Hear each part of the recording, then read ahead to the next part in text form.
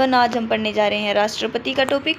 इससे पहले हम प्रधानमंत्री को वास्तविक कार्यकारी क्यों कहा जाता है, संसदीय व्यवस्था क्या होती है, अध्यक्षात्मक व्यवस्था क्या होती है, इन दोनों का कंपैरिजन करके भी बताया हुआ है। ठीक है, अगर आप वो भी पढ़ना चाहते हैं तो आप बिल्कुल जाके प्ले लिस्ट में देख सकते हैं।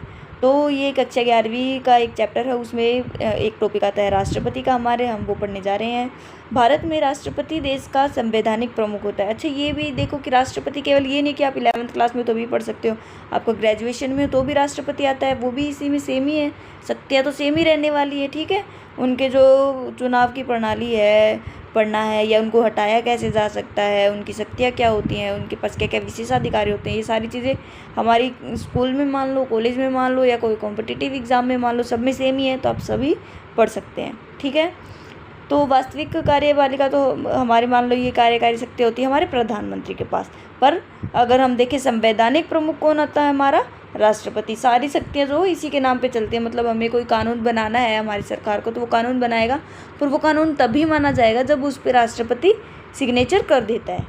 ओके, फिर भारत में वर्तमान राष्ट्रपति कौन है, द्रौपदी मुर्मू जी। ठीक है, फिर राष्ट्रपति का चुनाव कैसे होता है, राष्ट्रपति का चुनाव जनता द्वारा सीधे तौर पर नहीं किया जाता, इसके बजाय एक निर्वाचक मंडल यानी कि एक इलेक्टोरल कॉलेज होता है, यानी कि इसमें MP MLA पार्टिसिपेट करते हैं। मैं आपको अगर अब आम भाषा में बताऊं तो इसमें क्या होता है कि जो हम मान लें कि MP जो मनोनीत नहीं है, यानी कि जो सीधे चुन के आए हैं, वो सारे पार्टिसिपेट करेंगे इसमें, और MLAs पार्टिसिपेट करेंगे इसमें जो कि निर्वाचित हैं। ठीक है, निर्वाचित और मनोनीत समझ आता है आपको। निर्वाचित यानी कि जिन लोगों को हमने वोट के द्वारा चुन के यानी कि निर्वाचन करके भेजा गया है। ठीक है, भेजा है। और मनोनीत यानी जिनको राज्यपाल या फिर राष्ट्रपति चुनते हैं कुछ लोगों को, कि उनके पास यानी कोई विशेष कला होगी, उसके आधार पर वो चुन के उनको भेजते हैं, तो वो पार्टिसिपेट नहीं करते। कौन पार्टिसिपेट नहीं करते, मनोनीत सदस्य पार्टिसिपेट नहीं करते, केवल निर्वाचित में MP भी और MLA भी पार्टिसिपेट करते हैं। ओके, वोटिंग कैसे होती है, एकल संक्रमणीय पद्धति के द्वारा होती है। ठीक है, इसमें क्या होता है कि अगर 4 लोग खड़े हैं तो हम चारों को वोट देते हैं, हमारी प्रेफरेंस बताते हैं कि मैं तो चाहता हूँ कि सबसे पहले नंबर पे ये जीते, अगर ये नहीं जीत पाता है तो दूसरे पे चाहूँगा कि ये जीत जाए, फिर तीसरे पे, फिर चौथे पे। ठीक है, ऐसे दिए जाते हैं। फिर जो हारता रहता है उसके वोट आगे ट्रांसफ़र होते रहते हैं। ठीक है, मतलब ऐसा नहीं है कि उनको वेस्ट हो जाते, कि जैसे ये मान लो 3 लोग थे ABC, तो C को सबसे कम वोट मिले, तो ऐसा नहीं है कि उसके वोट कट गए, वो क्या हो जाएंगे, उस व्यक्ति के, जैसे मैंने वोट दिया है, A को पहले नंबर पे चुना है, B को दूसरे नंबर पे चुना है, और C को मैंने तीसरे नंबर पे चुना है, तो C मैंने हरा दिया, तो मेरा जो C वाला वोट है वो किस में काउंट हो जाएगा, कि A में। ठीक है, जो मैं सबसे ज़्यादा चाहूँगी कि ये जीते, उसको मेरा वोट ट्रांसफ़र हो जाएगा। समझ गए? ना समझ आए तो आप कमेंट बॉक्स में मुझे बताना, मैं ये दोबारा से समझा दूंगी, पर अभी के लिए फ़िलहाल ये है कि इसमें क्या होती है, एकल संक्रमणीय प्रणाली होती है, उनके वोट दिए जाते हैं, सभी को प्रेफरेंस के आधार पर वो वोट देते हैं। सबसे कम वोट जिसको हम देते हैं उसका वोट हम सबसे ज़्यादा वाले पे ट्रांसफ़र हो जाएगा। जैसे ये मान लो कि ABC 3 लोग खड़े हैं और सबसे ज़्यादा कम वोट मिले हैं A को, सबसे कम वोट मिले हैं C को, तो C वाला जो वोट होगा हमारा, वो A को हम ट्रांसफ़र कर देंगे। ठीक है, और इसी तरह से वो A जीत जाएगा। राष्ट्रपति बनने के लिए योग्यताएं क्या क्या होनी चाहिए, वो भारत का नागरिक होना चाहिए, उसकी वर्ष कम से कम आयु है वो 35 वर्ष की होनी चाहिए, लोकसभा का सदस्य बनने योग्य होना चाहिए। ठीक है, उसमें योग्यता होनी चाहिए कि वो लोकसभा का सदस्य बन सके। किसी ऐसा नहीं है कि वो लोकसभा का सदस्य हो ही, पर उसमें वो योग्यताएं हो जो लोकसभा का सदस्य बनने के लिए होनी चाहिए। किसी लाभ के पद पर नहीं होना चाहिए वो। ठीक है, राष्ट्रपति का कार्यकाल 5 वर्ष का होता है। अच्छा, ये बताओ कि प्रधानमंत्री या फिर जो हमारी सरकार होती है उसका क्या फिक्स टेन्योर होता है, मतलब क्या उसका कार्यकाल फिक्स होता है कि वो इतने वर्ष के लिए रहेगी। ठीक है, ये आप मुझे बताएंगे। पर राष्ट्रपति का क्या है, यहाँ पे साफ बता दिया गया है कि 5 वर्ष का कार्यकाल होता है, ये दोबारा भी चुना जा सकता है, और ये अपना इस्तीफा अगर देना चाहे तो किसे देगा, उपराष्ट्रपति को देगा। इसकी जो शपथ है वो कौन दिलाएगा, CJI यानी कि chief justice of India, Bharat का मुख्य न्यायाधीश इसको शपथ दिलाएगा। इसकी शक्तियाँ क्या क्या हैं, देखिए आप ऐसे डायग्राम बना बनाकर अगर आंसर लिखेंगे तो आप मुझसे लिखवा लीजिए, आपका इम्पैक्ट इतना अच्छा आने वाला है आंसर का कि आपको 2-4 नंबर कुछ ज़्यादा ही मिलेंगे। क्योंकि एग्जामिनर होता है उसके दिमाग में ये रहता है कि अच्छा ठीक है इसको आता ही है, एक एक लाइन या एक एक वर्ड पढ़ने कोई नहीं बैठेगा वहाँ पे। अगर आप डायग्राम बनाओगे तो उसको ये पता होगा कि आपने ये पॉइंट्स को कवर कर दिया है अपने आंसर में, ठीक है। तो अगर इसमें देखें तो कार्यकारी शक्तियाँ, विटो की शक्तियाँ होती है उसके पास, आपातकालीन शक्तियाँ होती है, राजनयिक शक्तियाँ होती है, सैनिक शक्तियाँ होती है, क्योंकि वो तीनों ही यानी कि वो तीनों ही प्रकार की जो हमारी सेना होती है उसका कमांडर होता है, ये मान लो, ठीक है। ये उसी के हाथ में होती है, युद्ध और शांति की घोषणा यही करता है, ठीक है। न्यायिक शक्तियाँ होती हैं इसके पास, यानी कि ये मान लो कि सर्वोच्च न्यायालय यानी सुप्रीम कोर्ट ने किसी व्यक्ति को अगर कोई दंड दे दिया है तो इसके पास वो पावर होती है कि वो उसको कम कर सकता है, उस दंड को ख़त्म कर सकता है, कुछ देर के लिए टाल सकता है।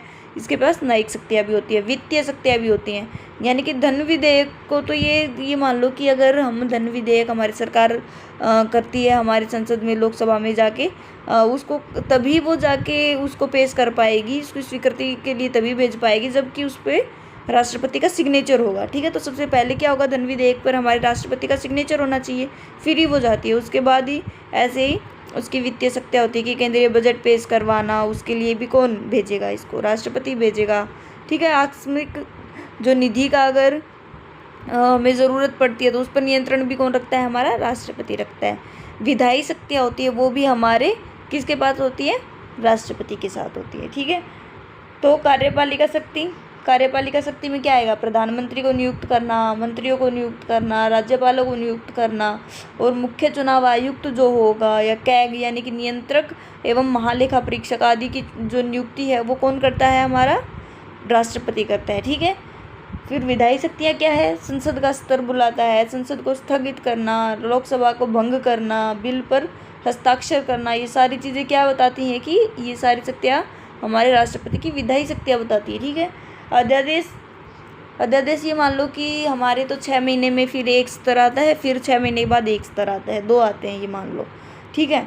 तो ये 6 महीने के बीच में अगर क्या हमें ऐसा नहीं मिल सकता कि 6 महीने के बीच में ही हमें कोई ऐसे कानून की अचानक से ज़रूरत पड़ गई, पर वो अभी है ही नहीं क्योंकि संसद तो अभी चालू नहीं हुई है, तो क्या करें। उस समय पे अगर कानून या नियम बनाना बहुत ज़्यादा ज़रूरी हो जाता है तो राष्ट्रपति अध्यादेश लाकर वो कानून बना देता है। फिर मंजूरी जब संसद आएगी उसका स्तर लागू होगा तो वो उसे मंजूरी दे देती है, अगर मंजूरी दे देगी तो वो कानून बन जाएगा, ठीक है। अगर नहीं देती है तो वो उस टाइम के लिए तो था ही जिस टाइम के लिए ज़रूरत है, वरना फिर वो हटा दिया जाएगा, समझ गए। वित्तीय शक्तियाँ, बजट राष्ट्रपति की अनुमति के से ही पेश किया जाता है, धन विधेयक राष्ट्रपति की अनुमति के बिना पेश नहीं किया जाता। न्यायिक शक्तियाँ, राष्ट्रपति के पास सज़ा कम करने या माफ़ करने की शक्ति होती है, इसे क्षमादान की शक्ति कहा जाता है। यह शक्ति अनुच्छेद 72 में दी गई, ठीक है। सैन्य शक्तियाँ, राष्ट्रपति तीनों सेनाओं का सर्वोच्च सेनापति होता है, यानी कि थल सेना, जल सेना और वायु सेना का, ठीक है। फिर इसके पास आपातकालीन शक्तियाँ भी होती है, राष्ट्रीय आपातकाल अनुच्छेद 352, राज्य 356 और वित्तीय 360 अनुच्छेद के अकॉर्डिंग ये लागू कर सकता है। राष्ट्रपति का महाभियोग और वीटो शक्तियाँ होती हैं इसके पास। राष्ट्रपति का महाभियोग, यदि राष्ट्रपति को हटाना है तो किसके आधार पर हटाया जा सकता है, केवल संविधान का उल्लंघन करने पर। ऐसे ही आप कोई झूठी मूठी बातें करके इसको हटा नहीं सकते, क्योंकि ये हमारे देश का सर्वोच्च नागरिक होता है, सबसे पहला नागरिक हमारा राष्ट्रपति होता है, तो उसको हटाने के लिए एक सॉलिड रीज़न चाहिए हमें, है ना। और वो क्या होगा, सिर्फ संविधान का अगर उसने उल्लंघन कर दिया है तभी उसे हटाया जा सकता है, वरना हटाया नहीं जा सकता। और इसे हटाने की जो प्रक्रिया होती है इसको क्या बोलते हैं, महाभियोग क्या कहा जाता है, ठीक है। प्रस्ताव की शुरुआत, महाभियोग का प्रस्ताव संसद के किसी भी स्तर में लाया जा सकता है, लोकसभा या राज्यसभा।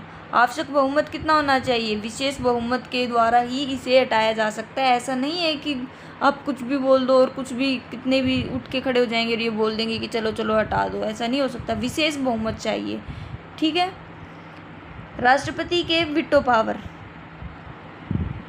पूर्ण वीटो क्या है, पूर्ण वीटो का अधिकार है जिसके तहत राष्ट्रपति संसद द्वारा पारित किसी विधेयक को अपने पास सुरक्षित रख लेता है, वह पूरी तरह से समाप्त हो जाता है और कानून नहीं बन पाता। यानी कि राष्ट्रपति के पास कोई कानून आया, उसे वो नहीं समझ आया, वो उसे लगता है कि ये ठीक नहीं है, तो वो ना हाँ बोलता है ना बोलता है, कुछ भी नहीं करता, वो अपने पास सुरक्षित रख लेता है, ठीक है।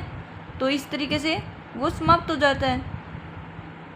इस विटो का उपयोग देखा जाए तो दो स्थितियों में किया जाता है। गैर सरकारी सदस्यों द्वारा लाए गए विधेयकों द्वारा, ऐसे विधेयक जो मंत्रियों द्वारा नहीं बल्कि संसद के अन्य सदस्यों द्वारा प्रस्तुत किए गए हों, और सरकारी विधेयकों पर कुछ विशेष परिस्थितियों में ये लागू किया जाता है। यदि विधेयक संसद द्वारा पारित होने के बाद राष्ट्रपति की मंजूरी मिलने से पहले मंत्रिपरिषद क्या कर दे, इस्तीफा दे दे, तो ये वाला वीटो पावर वो इस्तेमाल करेगा। ठीक है, यानी कि लोकसभा से वो ये मान लो कि लोकसभा ने कोई नियम कानून है जो भी है वो लागू कर दिया, मतलब सॉरी वो पारित कर दिया, तो वो इसके बाद जाएगा राज्यसभा के पास। राज्यसभा के पास गया, ये मान लो राज्यसभा के पास जाते जाते अगर वो पारित होके और अगर गया या तो उसके पास ही रह गया या फिर राष्ट्रपति के पास गया, तो देखा तब तक तो हमारी मंत्रिपरिषद ने इस्तीफा दे दिया है, तो अब कोई नई मंत्रिपरिषद आएगी, तो इस स्थिति में क्या होगा, वो पुराना वाला नहीं चल सकता, तो मंत्रिपरिषद क्या करेगी, इसको राष्ट्रपति क्या करेगा, इसको अपने पास रख लेगा और ना ही इसमें हाँ कहेगा ना ही ना करेगा, वो सुरक्षित रख लेगा अपने पास और वो वैसे ही समाप्त हो जाएगा। ठीक है, नई सरकार राष्ट्रपति को इस पर हस्ताक्षर करने की सलाह दे तो वो कर सकता है कुछ। ठीक है, निलंबनकारी विटो क्या होती है। निलंबनकारी विटो के तहत राष्ट्रपति किसी विधेयक को संसद को पुनर्विचार करने के लिए वापस भेज सकता है। यानी मान लो कि सरकार ने कोई कानून भेज दिया, वो बोलता है कि अरे नहीं ये आप दोबारा एक बार कंसीडर करो, इसमें कुछ खामियां हैं, ठीक है, वो भेज देता है दोबारा सोचने के लिए। तो ये कौन सी विटो पावर हो जाएगी इसकी, निलंबनकारी विटो। ठीक है, ये मान लो कि अगर फिर भी वो दोबारा वैसे का वैसा भेज दे, हमारा विटो पावर उसने लगा के वापस तो भेज दिया, पर क्या किया प्रधानमंत्री ने और मंत्रिपरिषद ने, वो वैसे का वैसा उनके पास वापस भेज दिया प्रधानमंत्री के पास, राष्ट्रपति के पास। तो राष्ट्रपति को अब क्या करना पड़ेगा, उसको वो बाध्य हो गई है वो चीज़, उसको सिग्नेचर करने ही पड़ेंगे अब। ठीक है, और धन विधेयक पे ये उपयोग नहीं कर सकता निलंबनकारी। और वैसे भी देखा जाए तो कॉमन सेंस की बात है, धन विधेयक वो इसके सिग्नेचर के बाद ही पेश किया जाता है संसद में, वो क्यों ऐसा रोकेगा उसको, या निलंबनकारी ये सारी चीज़ें विटो पावर यूज़ क्यों ही करेगा, क्योंकि इस पे तो उसने पहले ही सिग्नेचर किए हैं कि हाँ मेरी मंजूरी है, आप देख लो इसको, है ना। तो क्या हो गया, एक तो अगर वो वापस भेजने के बाद भी बिना किसी चेंज किए या कुछ भी बदलाव के बिना वापस भेज देता है राष्ट्रपति के पास, तो वो उसको साइन करने ही पड़ेंगे, वो मानना ही पड़ेगा, अब वो कुछ नहीं कर सकता। ठीक है, एक वो धन विधेयक को इस विटो पावर का इस्तेमाल नहीं कर सकता। ठीक है, वो करता भी नहीं है, वो करेगा भी क्यों, है ना। फिर होती है पॉकेट विटो। पॉकेट विटो एक अद्वितीय अधिकार है जिसके तहत राष्ट्रपति विधेयक पर न तो कोई सहमति देता है, न ही अस्वीकृति करता है, न ही पुनर्विचार के लिए भेजता है, बजाय वह उसके बजाय वो क्या करता है, अनिश्चित काल के लिए अपने पास पेंडिंग रख लेता है। ओके, वरना क्या करता है, ना स्वीकृति देता उसको, ना अस्वीकार करता, ना वो उसको पुनर्विचार के लिए वापस भेजता है। वह अब क्या करता है, बस पेंडिंग छोड़ देता है, वो अपने पास अनिश्चित काल के लिए पेंडिंग छोड़ देता है। इसमें कोई समय सीमा तो दी नहीं हुई हमारे संविधान में, तो इसकी वजह से क्या हो जाएगा, वो देखा जाए तो राष्ट्रपति ने अपनी विशेषाधिकार का प्रयोग किया, अपने वीटो पावर का प्रयोग किया और एक ऐसे विधेयक को लाने से रोक सकता है कि जो सही नहीं लगता उसको। ठीक है, तो इससे क्या होगा, इससे हमें क्या पता चलता है कि हमारा राष्ट्रपति ऐसा भी नहीं है कि बिल्कुल उसके पास कोई पावर ही नहीं है, उसके पास कुछ पावर्स हैं जिसका वो सही इस्तेमाल कर सकता है। ओके, ये हम पढ़ चुके हैं, ये हमारा बताया गया है कि एक एग्जाम्पल दिया गया है कि 1986 में क्या है, एक बार इसका इस्तेमाल किया जा चुका है भारतीय डाकघर संशोधन विधेयक के उसमें विटो में ये इसका इस्तेमाल किया जा चुका है। ठीक है, ज्ञानी जैल सिंह ने इनका इस्तेमाल किया था पॉकेट विटो का। ठीक है, उसमें क्या था कि इसमें वो बताता है कि राष्ट्रपति के पास ये आया तो उसमें देखा कि अरे ये तो क्या लिखा है कि कोई भी पत्र अगर एक व्यक्ति दूसरे व्यक्ति को भेजता है, अगर सरकार को शक हुआ कि ये तो एंटी नेशनल हो सकता है इसमें कुछ, तो वो खोल के देख सकती है। अब ये बताओ कि सरकार का ज़रूरी थोड़ी है कि वो हमेशा सही इस्तेमाल करे इस अपने अधिकार का। अगर किसी का राइट टू प्राइवेसी, ये देखो अब तो बहुत ही प्रचलन में आ गई है राइट टू प्राइवेसी है, पर उस टाइम पे भी आप देखो ना कि हमारे राष्ट्रपति ने इसको कितनी अहमियत दी हुई है कि अगर मैं आपको कुछ भेजती हूँ या आप मुझे कुछ भेजते हैं या आप किसी रिलेटिव को कुछ भेजते हैं तो वो आपकी पर्सनल बातें हैं, वो कैसे कोई सरकार बीच में आके उसको ये बोल देगी कि हमें तो शक है, हमें तो पढ़ना है ये, तो वो हमारे राष्ट्रपति ने हमारी पॉकेट वीटो मतलब उनकी एक पावर पॉकेट वीटो जो हमने अभी पढ़ी उसका इस्तेमाल किया। ठीक है, निष्कर्ष क्या निकलता है? तीनों ही वीटो जो है वो राष्ट्रपति की विधायी प्रक्रिया में एक महत्वपूर्ण भूमिका निभाने को सक्षम बनाती हैं, जिससे यह सुनिश्चित होता है कि कानून बनाने की प्रक्रिया में उचित विचार विमर्श और संतुलन बना रहे। राष्ट्रपति मंत्रिपरिषद की सलाह क्यों माने भाई? पहली बात तो ये प्रधानमंत्री और मंत्रिपरिषद की सलाह उसको माननी पड़ती है, क्योंकि यह संविधान उसे कहता है। संविधान उसे क्या कहता है? प्रधानमंत्री जी को क्या बोलता, राष्ट्रपति जी को क्या बोलता है कि अब आपका ये अनुच्छेद देखिए 74 है और इसमें एक प्रावधान दे दिया गया है कि आपको क्या है कि वास्तविक कार्यकारी तो हमारी कौन है? मंत्रिपरिषद और प्रधानमंत्री है ना, तो इनकी सलाह आपको माननी पड़ेगी। आपकी सलाह के लिए एक हमने ये दे दिए हैं आपको। ठीक है, फिर क्या है महत्वपूर्ण तथ्य इसमें? भारत के राष्ट्रपति के पद के संबंधित कुछ ऐतिहासिक तथ्य है कि पहला जो हमारे राष्ट्रपति थे वो थे डॉक्टर राजेंद्र प्रसाद। भारत की पहली महिला जो राष्ट्रपति थी वो कौन थी? प्रतिभा पाटिल। ठीक है, इसी प्रकार से हमारी ये टॉपिक यहीं ख़त्म होता है। हो सकता है कि मैं फंबल कर चुकी हूँ, कहीं पे आपको ना समझ आया हो कि मैंने क्या समझाया है, तो मैं उम्मीद करती हूँ कि आप मुझसे पूछेंगे, मैं आपको दोबारा बता दूँगी अगर नहीं समझ आया है तो। धन्यवाद।